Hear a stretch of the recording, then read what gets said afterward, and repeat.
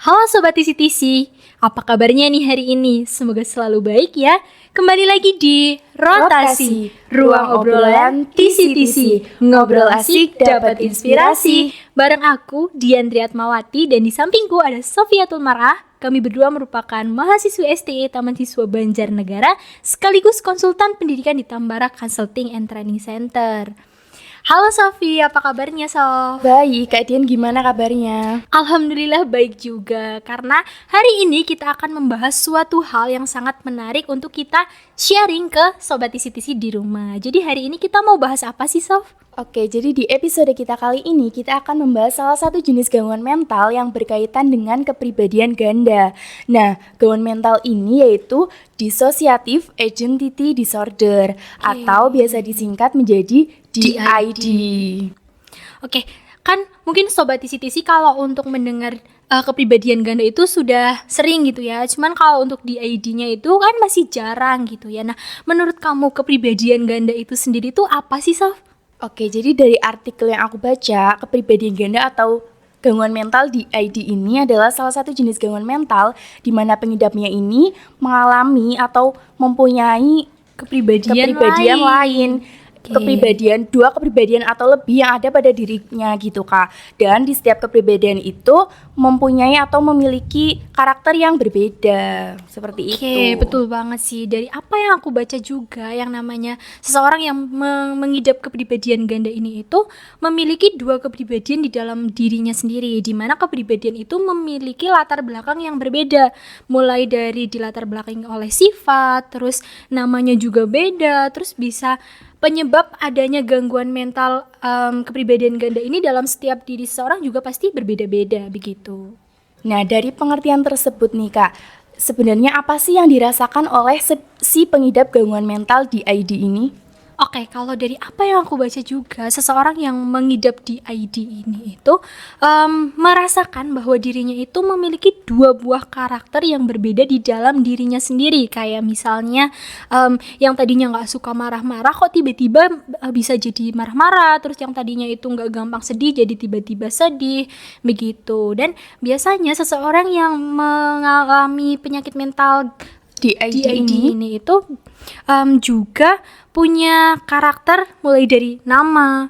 Kadang kan kalau misalnya nih aku namanya Dian, cuman karakterku yang lain itu namanya misalnya Mawar nih, kembali lagi begitu. Terus kadang juga gaya bicaranya, raut mukanya, bahkan postur tubuhnya juga berbeda sama aku yang biasanya begitu. Oke, jadi yang pengidap DID ini rasakan, dia itu memiliki dua kepribadian yang berbeda dalam dirinya gitu ya Kak? Iya betul banget. Oke, lanjut nih. Kemarin kan kita juga udah sempet ya share NGL di Instagram kita. Nah udah ada nih beberapa cerita dari Sobat TC-TC yang masuk. Nah kamu dapet satu cerita yang menarik gak sih Sob dari NGL kita kemarin?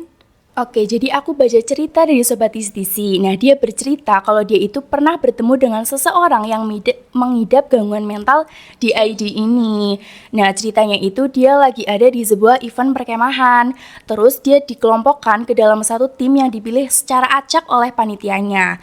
Terus, singkat cerita dia itu lagi diskusi gitu dalam satu tim tersebut. Nah, terus tiba-tiba yang tadinya diem, normal gitu suasananya, tiba-tiba ketika diajak bicara salah satu temennya ini berubah menjadi agresif, terus bahkan sampai mengeluarkan kata-kata yang tidak baik gitu. Nah otomatis kan orang-orang di sekitarnya kan pada kaget gitu ya, dan takut, bingung dia kenapa.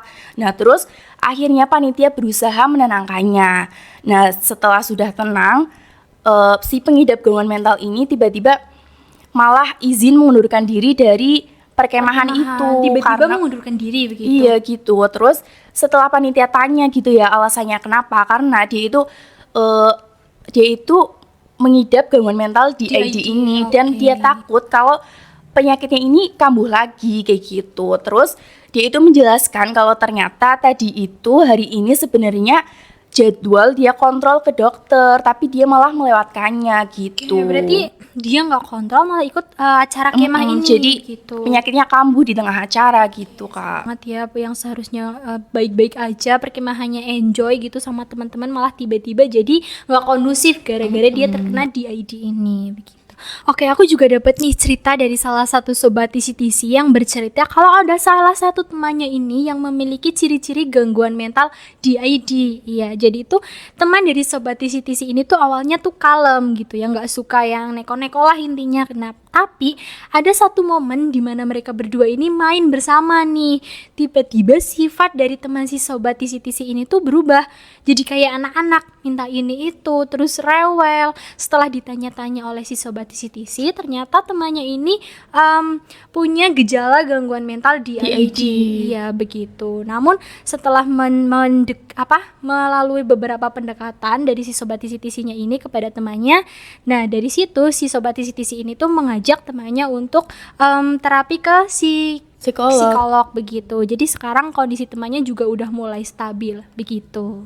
Oke, jadi setiap gangguan mental kan pasti ada sebab dan dampaknya gitu ya Kak. Nah kalau untuk sebab dan dampak dari gangguan mental DID ini sebenarnya itu apa sih? Oke, dampak dan sebab seseorang terkena penyakit DID begitu. Biasanya seseorang yang mengalami gangguan mental DID ini memiliki suatu traumatis terhadap suatu hal di masa lalunya. Bisa berupa kayak kekerasan, terus pelecehan seksual begitu. Jadi itu momen-momen di masa lalu yang membuat dia itu jadi trauma, itulah yang menyebabkan karakter lain muncul di dalam tubuhnya, begitu. Oke, jadi dampaknya dia itu bisa terganggu dalam melakukan aktivitasnya sehari-hari, terus dia juga bisa depresi, sampai melukai diri sendiri gitu. Nah, kalau untuk penyebabnya bisa jadi karena yang bener banget yang Kak Dian sebutin tadi, karena trauma masa lalu yang membuat dia trauma gitu ya. Oke, jadi dia tuh jadi kayak takut untuk mengingat sesuatu hal di masa lalunya, dan itu berakibat kayak pikirannya itu tertekan dan akhirnya dia memunculkan suatu karakter baru begitu ya, Sof? Gitu. Oke, nah selanjutnya nih, gimana sih penanganan untuk seseorang yang mengalami DID ini? Oke, jadi penanganan yang baik untuk seseorang yang mengalami gangguan mental DID ini bisa dengan cara mereka berkonsultasi dengan psikolog atau melakukan terapi dengan orang yang profesional yang bisa membantu dalam proses penyembuhan gangguan mental yang mereka alami gitu. Oke, banyak banget ya sebenarnya yang bisa kita lakukan untuk menangani penyakit gangguan mental DID ini atau kepribadian ganda begitu ya. Benar banget, yang pertama itu kan tadi pendekatan gitu. Terus diajak konsultasi ke seseorang yang memang berada di bidangnya kayak psikolog atau psikiater begitu. Nah, selain itu sebenarnya itu penanganannya sendiri itu bisa berasal dari diri kita loh, Sof. Dimana kalau misalnya kita berani melawan apa yang kita takutkan di masa lalu, kayak misalnya kita pernah dibully nih, nah tinggal gimana kita menyikapi pembulian yang pernah kita alami di masa lalu. Kayak misalnya kita harus makin meyakinkan diri untuk tetap berkembang, terus kita harus membuktikan ke mereka-mereka yang sebenarnya membuli kita kalau kita itu juga bisa kok, nggak kayak apa yang kamu omongin begitu.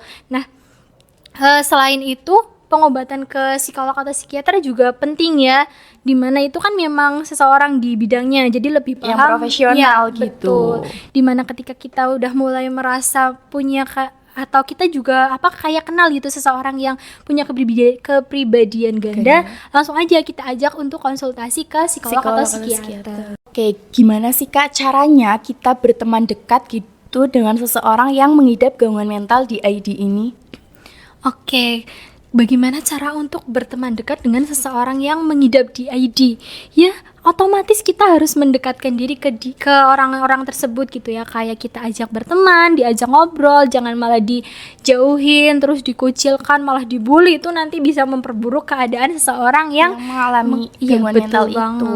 Jadi caranya bisa dengan kita memahami apa yang mereka alami, terus kita juga bisa komunikasi yang baik, terus mendengarkan mereka ketika bercerita gitu ya Kak. Iya, betul banget. Oke, nah tadi kan kita sudah berbicara tentang DID atau seseorang yang memiliki kepribadian ganda. Nah, menurut kamu ada nggak sih apa yang harus kita lakukan supaya kita itu mengurangi risiko terkena DID ini begitu? Oke, upaya yang bisa kita lakukan bisa dengan cara kita mengikuti kelas tentang gangguan kesehatan mental, terus mengikuti edukasi tentang gangguan mental, terus bisa juga kita menciptakan lingkungan yang positif, terus juga kita mengelola stres gitu agar kondisi kita stabil gitu Kak. Oke, mengelola stres sebenarnya benar banget ya, karena kan banyak orang yang nggak bisa menangani dirinya sendiri untuk memecahkan suatu masalah, kayak tadi misalnya dibully, atau kita juga punya trauma di masa lalu, mengalami kekerasan seksual, itu ya kita harus benar-benar bisa mengelola diri kita sendiri, karena kalau enggak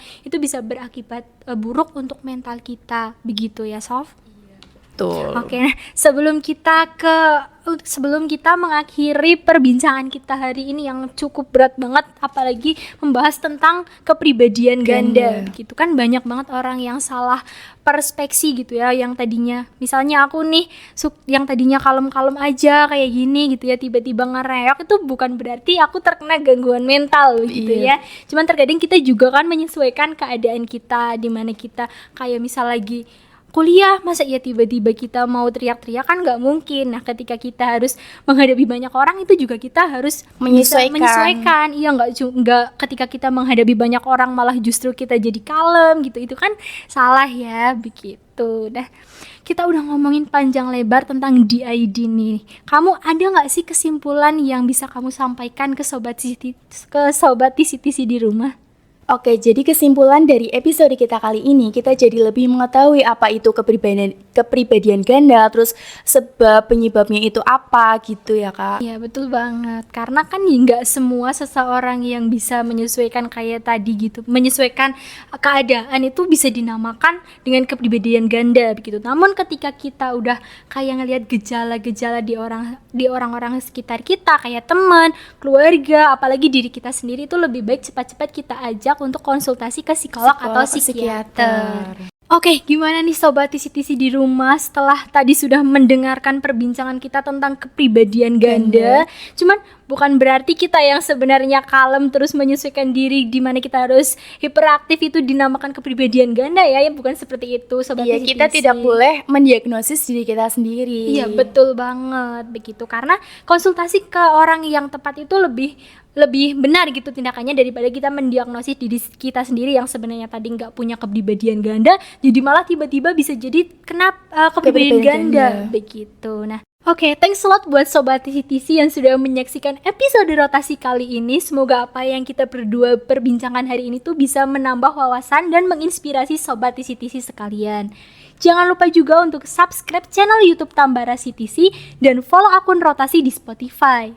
Kalau ada sobat TCTC yang ingin bekerja sama atau ada ide untuk konten rotasi selanjutnya, bisa langsung DM ke Instagram kita @tambara_CTC. Terima kasih untuk sobat TCTC yang sudah menyaksikan episode kita kali ini, and see you on the next episode. Bye-bye!